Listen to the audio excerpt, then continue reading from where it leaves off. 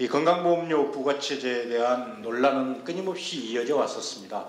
직장가입자와 지역가입자 간의 부과체계의 형평성 문제 때문에 그래서 2013년 7월 달에 보건복지부는 기획단까지를 꾸려서 이 연구를 했는데 금년 1월에 갑자기 연말정산 관련해서 세상이 시끄러워지다 보니까 보건복지부 장관이 나서서 이 문제까지도 없던 일로 갑자기 이렇게 발표를 해버리고 말았어요.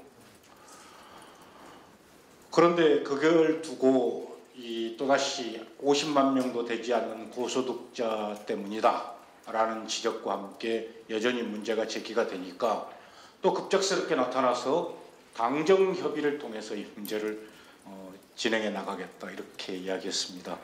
이 건강보험료 부담 체계 관련 내용이 어찌 당정협의를 통해서만 이야기될 사안이겠습니까? 국민 모두의 의견을 수렴해서 합당한 부과체계를 만들고 그래야지 국민의 건강과 안전을 위한 정부라고 말할 수 있지 않겠습니까? 그런 점에서 그동안에 우리 당의 여러 차례 건강정치위원회를 중심으로 한 논의들을 거쳐서 오늘 토론회를 마련하게 됐습니다. 모쪼록 좋은 토론회가 돼서 정말 질 좋은 의료 서비스가 이루어지는 그런 나라가 될 수 있도록 열심히 저희들 또 노력하겠습니다. 다시 한번 참석해 주신 모든 분들께 감사드립니다. 고맙습니다. 오늘 토론회 보니까 뒤에 어머님 아버님들 많이 와 계셔요. 노년유니언에서 오셨어요? 예. 환영합니다. 그리고 올해 더 건강하시고 또 어르신들 건강하실 수 있도록 저희가 잘 뒷받침하겠습니다. 우리 정의당은 안전과 건강에 앞장서는 정당입니다. 오늘 건강보험료 부과체계 개편 토론회를 저희가 마련한 것은 사실 지금 77년도에 500인 이상 사업장에 직장의료보험이 적용되기 시작했거든요. 또 89년에 이제 지금 국민 건강보험이 전 국민적으로 이렇게 실시가 됐는데 이 건강보험은 우리 국민들에게 특히 어르신들에게 없어서는 안 될 아주 소중한 제도입니다. 근데 이 제도가 그동안에 지역과 직장으로 나뉘어져 있으면서 이 건강보험료 부과체계가 아주 문제가 많아가지고 연간 민원이 한 5,700건. 저도 우리 동네에 있는 보험공단, 국민건강보험공단에 가서 일일 지사장도 제가 해봤거든요. 대부분 그때 와서 민원의 대부분의 내용이 바로 이 보험료 부과체계 문제예요. 그래서 거의 민원의 80% 이상이 부과체계 문제고 어려운 분들에게 너무나 상대적으로 과한 보험료가 부과됐던 문제가 있어서 그래서 복지부가 이 부과체계 개선 기획단이라는 걸 만들어서 1년 반 동안 논의를 해가지고 안을 냈습니다. 안을 내서 한 46만 명 1%가 되는 분들에게 조금 더 보험료를 부과하도록 한 방안을 냈어요. 근데 저희 정의당 기준으로 보면은 미흡한 게 많이 있는데 그럼에도 불구하고 1년 반 동안 각계각층이 함께 머리를 맞대고 조정한 것이기 때문에 저희는 그 안대로 빨리 통과시키자 발표해서 국민의 공감대 속에서 통과시키자 이런 입장이었는데 느닷없이 문영표 복지부 장관이 이거를 그냥 이렇게 백지화를 시켜버려가지고 저희 굉장히 놀랐습니다. 그리고 시민사회에서도 화가 많이 나고 이제 그 백지화를 시킨 이유가 연말정산 때문에 많은 이제 문제 제기를 받다 보니까 상위 1% 부자들의 비난이 두려웠던 게 아니냐 저희는 그렇게 보고 있어요.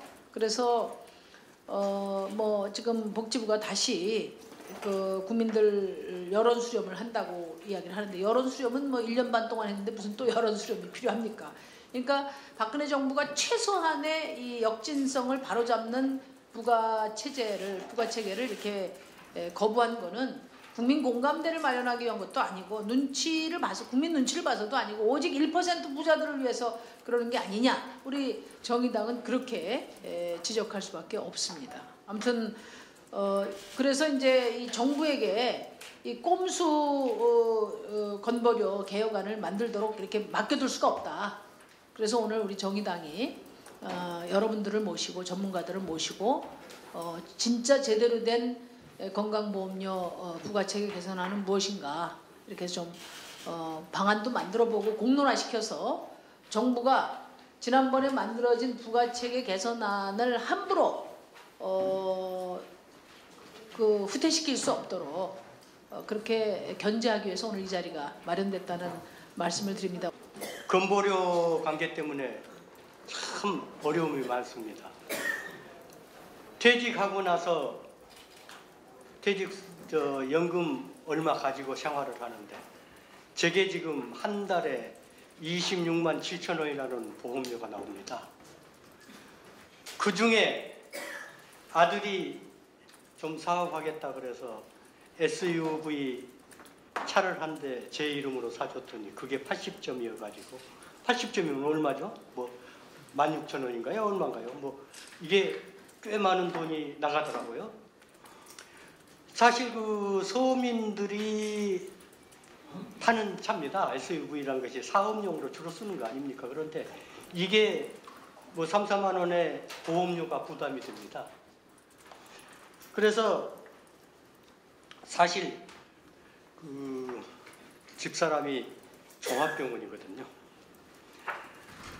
척추 수술하고 양무릎 인공관절 수술하고 뭐 이런 정도의 그 종합병원이어가지고 거의 한 달에 열흘 정도 병원을 드나드는데 26만 7천 원씩 가지면 병원비 되겠다 싶은 생각이 들어요.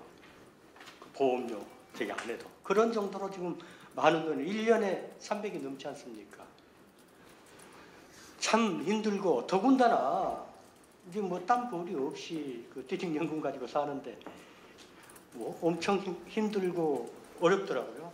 그래서 왜 이렇게 됐느냐? 직장 생활을 할 때는 지금하고 어떠냐 그런 비교도 하고요. 또 이웃집에 저하고 같은 해에 이렇게 퇴직한 친구가 있는데 그 친구는 그 아직도 뭐 그 연금은 같은 수준을 받는데 아직도 그 자녀 이름으로 돼가지고 피부양자 신분이 돼 있는 것 같더라고요. 그래가지고 의료보험을 또 안 된다 그래요. 그래서 뭐 이런 법이 있느냐? 그 같은 수준의 연금을 받고 있는데 어떤 사람은 한 푼도 안 내고 어떤 사람은 26만 7천 원, 연 300만 원 이상을 부담을 하고 뭔가 잘못되지 않았느냐 이런 생각을 하면서 이게 어떻게 해서 이렇게 그 불합리한 의료보험료가 되느냐라고 생각하고 있었는데 전직 의료공단 이사장님이 나가면서 이거 개혁하지 않으면 안 된다라고 하실 때에 얼마나 심각했으면 이런 소리 하셨겠느냐. 그런데 지금도 우물쭈물 또 이러고 주무르고 있으니 걱정입니다. 좌우간 이왕에 앞장서셨으니 이번 기회에 화끈하게 좀 정리해 주시기 바랍니다. 갑자기 JTBC에서 의료보험료를 과다하게 내는 분을 소개를 해달라 그래서 제가 소개를 해서 방영을 했습니다. 독거노인이고 81세입니다. 수급자인데 아마 이 의원회관 화장실만도 못한 학고방을 하나 가지고 있습니다. 이 노인에게 한 달에 8만 원이라는 의료보험료를 물린다면 이거 말이 되겠습니까? 왜 수입이 많고 재산이 많은 분들에겐 상한선 제도를 써가지고 다 안 물리느냐? 참 이게 의문입니다. 힘이 이렇게 좋은지 돈의 권력이 이렇게 센지 또는 정부가 돈 앞에는 무릎을 꿇는 건지 이걸 모르겠습니다. 이 실예를 든다면요. 어떤 대기업의 회장님의 재산과 그 노인의 재산을 비교한다면 그 노인의 재산은 공시지가 7천만 원입니다. 그런데 대재벌 되시는 분의 재산은 10여 조란 말이에요. 그렇다면 그 비례로 보험료를 낸다면 이 재벌분은 180억을 내야 됩니다. 이 가난한 노인네가 8만 원에 낸다는 것이 이렇게 저거하고 수입면으로 보더라도 이 재벌분은 160배를 내야 됩니다. 160억. 예. 그럼 이 둘을 합한다면 300억이 넘겠죠. 이런 차별을 받는 서민들,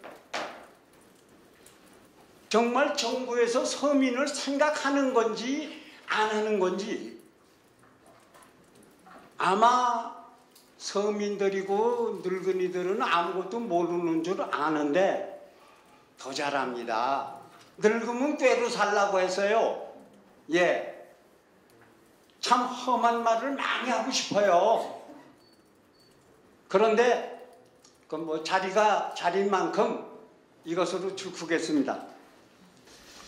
저희 전국 대리점 연합회는 그 2013년도에 남양유업과 대리점 간의 불공정 행위로 인해서 남양유업 대리점 협의회가 만들어지고 그걸 기반으로 해서 대리점들의 자영업자, 영세 자영업자의 권익을 보호하기 위한 단체로 설립되었고 지금도 왕성히 활동하고 있습니다.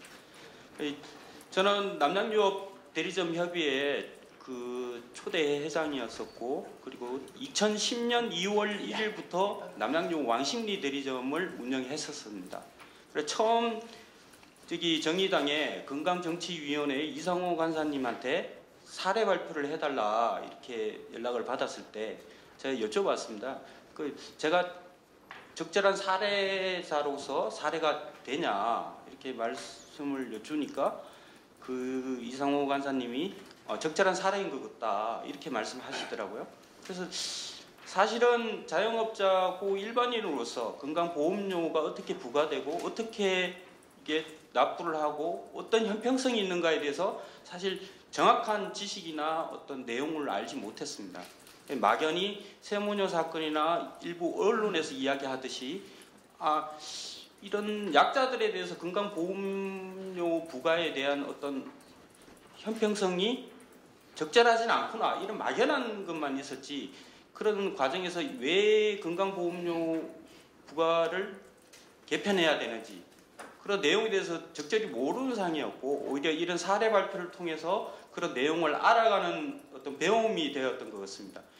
우선적으로 제가 말씀드리고 싶은 것은 그래서 처음에 저희가 여기 발제문 김종명 그 위원장님이 이 발제문을 미리 받아봤었는데요. 여기 왜 건강보험료 부과 체계 개편이 왜 필요한가 여기 내용에서 이런 내용을 정확하게 짚어주셨더라고요.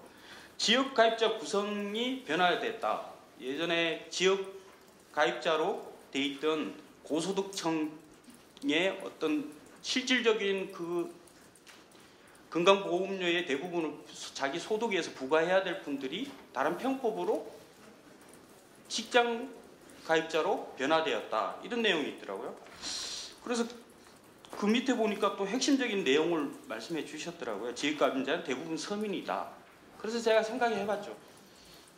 과연 그럴까 이렇게 생각해 보니까 이 필요하다는 필요성에 저희가 그 대리점들이나 영세 자영업자로서 이 필요성을 못 느끼고 있었구나. 그런데 가장 건강보험료 부과 체계를 바꿔야 될 핵심적 내용이 들어있구나. 이런 어떤 알을 깨달았다고 해야 되나? 그런 내용이 알게 됐습니다. 그런 부분에서 일단 이런 자리에 오게 해주셔서 감사하고요. 그래서 제가 제 실질적인 사례를 말씀드리면, 그래서 제가 건강보험료를 얼마 내고 있고 어떤 내역에서 부과되고 있는지 전혀 몰랐습니다, 사실. 그래서 그 내용, 이 문제가 있다는 걸 파악하고, 발제문에도 파악하고, 건강보험료 부과 내역을 뽑기 위해서 인터넷에 들어가서 보험공단에서 이걸 해보려니까 가입하는데도 2시간이라는 시간이 걸렸어요. 그리고 가입해서 실질적으로 부과를 어떻게 부과되었는지 알아보려고 하니까 그 온라인상으로는 알 수가 없더라고요. 그래서 건강보험공단에 전화를 했어요. 전화를 하니까 전화 통화하는데도 한 3, 40분이 걸렸던 것 같아요. 그래서 통화를 하니까 부과 내역 기준은 온라인상으로는 서비스하지 않는다. 건강보험공단에 가서 신분증을 가져가서 부과 내역서를 뽑아보라, 이렇게 이야기하더라고요. 그래서 어려운 시간을 내서 갔습니다. 가서 제가 보험료 확인 내역서랑 건강보험료 납부 확인서 부과 내역서라는 것을 2009년도부터 뽑아달라고 했거든요. 그러니까 여기를 보니까 이제 매월 성역률 점수, 소득, 재산, 자동차 이런 거에 대해서 각 체계별로 부가 요소별 점수를 매기고 거기에 따라서 보험료를 책정한다는 걸 알았어요. 그래서 이게 적절할 것인가 이렇게 생각해 보니까 제 경우가 실제로 이야기 드리면 이런 거죠. 그래서 약 2009년부터 2014년까지 제가 매달 약 11만 원에서 15만 원 정도의 건강보험료를 냈는데 이 내용이 그러니까 실제로 정당한가 아닌가를 생각해 보면 저는 사실 2010년 2월부터 남양유업 대리점을 했지만 실질적인 적자 상태였습니다. 사실은 소득도 없고 실질적인 적자를 보고 있었는데도 그 소득을 부과하고 제가 영업을 하고 있던 차량들의 탑차 2대 그리고 카니발 1대 이렇게 해서 우유를 배달하려면 그런 영업용 차량들이 필요합니다. 거기에 대해서도 점수를 다 부과해서 건강보험료를 상정했더라고요. 그리고 그런 과정 속에서 실질적인 남양유업이 부당한 어떤 불공정을 해서 저희 대리점이 적자를 보고 있었다는 사항을 보험공단에서 파악을 못 했으리라고 생각합니다. 그렇지만 더 중요한 문제가 이제 나오는데요. 사실은 2013년 2월 1일부터는 제가 대리점 운영을 하지 못했습니다. 그거는 2013년 1월 27일부터 남양유업과 투쟁을 시작하면서 31일 날 일방적으로 계약 해지를 해버렸거든요. 그래서 가지고 있던 차량 3대 그리고 점포 사무실 2개 그게 그 고정자산비가 다 사라질 때까지 영업을 지금까지도 못하고 있습니다. 그래서 그러면 만 2년 지금으로 치면 만 2년 2013년 14년 동안 소득이 한 푼도 없었고 오히려 그게 관련돼서 고정자산이라는 지금 사무실 2개 그리고 차량 이 고정자산이 다 없어졌습니다. 월세를 내지 못해서 그게 관련돼 있던 사무실에 다 임대료가 없어졌고 그게 설치돼 있던 냉장고를 임대료를 내지 못하니까 그 임차인이 법원에서 그 강제 처분 소송을 했더라고요. 그래서 강제로 뜯어서 없어졌습니다. 저희가 만들 때 그 냉장고 1,500만 원 정도 들었는데요. 그리고 그런 자산이 모두 없어진 상황에서 저는 2013년도에 약 연간 150만 원 정도의 건강보험료를 냈고요. 2014년도에는 148만 3,900원을 냈더라고요.